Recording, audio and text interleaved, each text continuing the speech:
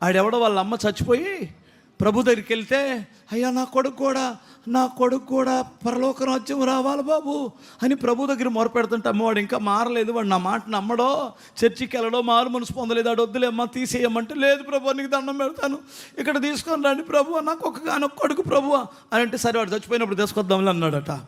ఆడు మొత్తం మీద మనోడు ఏదో బైక్ కొనుక్కున్నట్టున్నాడు, ఏ బస్సు కింద పెట్టాడు, పోయాడు పరలోకానికి. ఎందుకంటే మన పిల్లలందరూ అందులోనికి వెళ్తున్నారు ఇప్పుడు.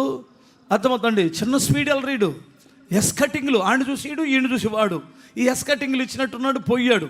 పోయిన తర్వాత పరలోకానికి తీసుకెళ్ళాడు దూత.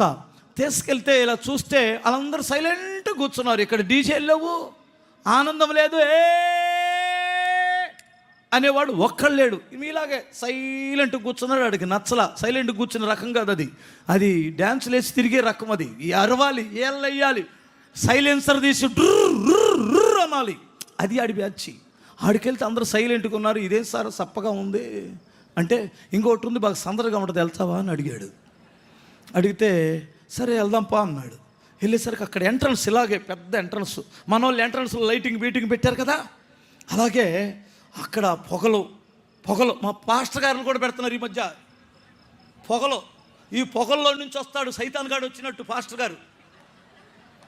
ఏమనుకోమాకండి, పాస్టర్ గారులండి తీసుకొచ్చేది. మరలా వెనకాల మా పాస్టర్ గారులు కూడా వెనకాల టపా టపా టపా పేలుస్తున్నారు. నరకాసురుడు చస్తే అవి పేల్చారు, అంతే కదా నాకు చెప్పిన కథ. వాళ్ళ అయ్య చస్తే కూడా పేలుస్తాడు వీడు. వాళ్ళ అయ్య నరకాసురుడా, రాక్షసుడా?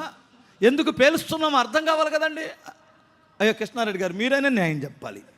ఇప్పుడు మన తండ్రి చనిపోతే బాధతో కదా తీసుకెళ్ళాలి, ఏడుపుతో కదా, టపా టపా టపా అని పేలుస్తుంటే ఈ దెబ్బతో నరకాసురుడు ఈ పేడ ఎరగడై మా కొంపను ఇడిచిపెట్టాడనే కదా దాని అర్థం. ఏమనుకోమాకండి, నిజాలు మాట్లాడితే కోపం వచ్చింది వాళ్ళకి. అందరికి రాదు.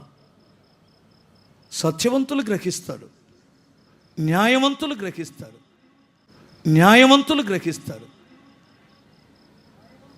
ఈ మధ్య పొగలో వచ్చే ఎంట్రన్స్లో హ్యాపీగా అందరూ డ్యాన్సులు వేస్తూ వేస్తుంటే, అబ్బా ఇదేంటిది అన్నాడు. అదేంటిదోలే కానీ ఇది ఇక్కడే ఇట్లాగే జరిగిద్ది, ఇక్కడ ఉంటావా అక్కడికి వస్తావా నాకు టైం లేదన్నాడు దేవదూత. నేను ఇక్కడే ఉంటాను ఇల్లు అన్నాడు. మరి మీ అమ్మకేం చెప్పమంటావు? నేను రాను, నేను ఇక్కడే ఉంటాను, మా అమ్మని అక్కడ ఉండమని నేను ఇక్కడ ఉంటాను అన్నాడు. సరే వెళ్ళిపోతున్నాను, మరి తర్వాత ఛాన్స్ ఉండదు అన్నాడు. వెళ్ళండి లేదు, నేను ఇక్కడ తొందరగా ఉందన్నాడు. ఆయన దూతలే వెళ్ళగానే వాడు వచ్చి భుజం మీద చేసాడు. హలో సహోదరుడా, డ్యాన్స్ 2 స్టెప్పులు అయ్యి అన్నాడు. ఆడికెళ్తే అమ్మాయి స్టెప్పులు ఉన్నాయి, డీజే స్టెప్పులు ఉన్నాయి, తీన్మారు స్టెప్పులు ఉన్నాయి, అన్ని స్టెప్పులు వేయించాడు. ఏస్తూ ఒక్కడుగు వెనక్కేసాడు. 73వ కీర్తనలో కనపడింది అది. ఒక్కడుగు వెనక్కేసిన వెంటనే పాతాళానికి వెళ్ళిపోయాడు. అక్కడికి వెళ్ళిన తర్వాత భయంకరమైన అగ్ని, వేడి, అక్కడ అగ్ని ఆరదు, పురుగు సావదు, భయంకరమైన వాసన. అక్కడ అమ్మా అయ్యా దేవుడా అయ్యా. నరకములో అవిశ్వాసి ఒక్కడ కూడా ఉండడం.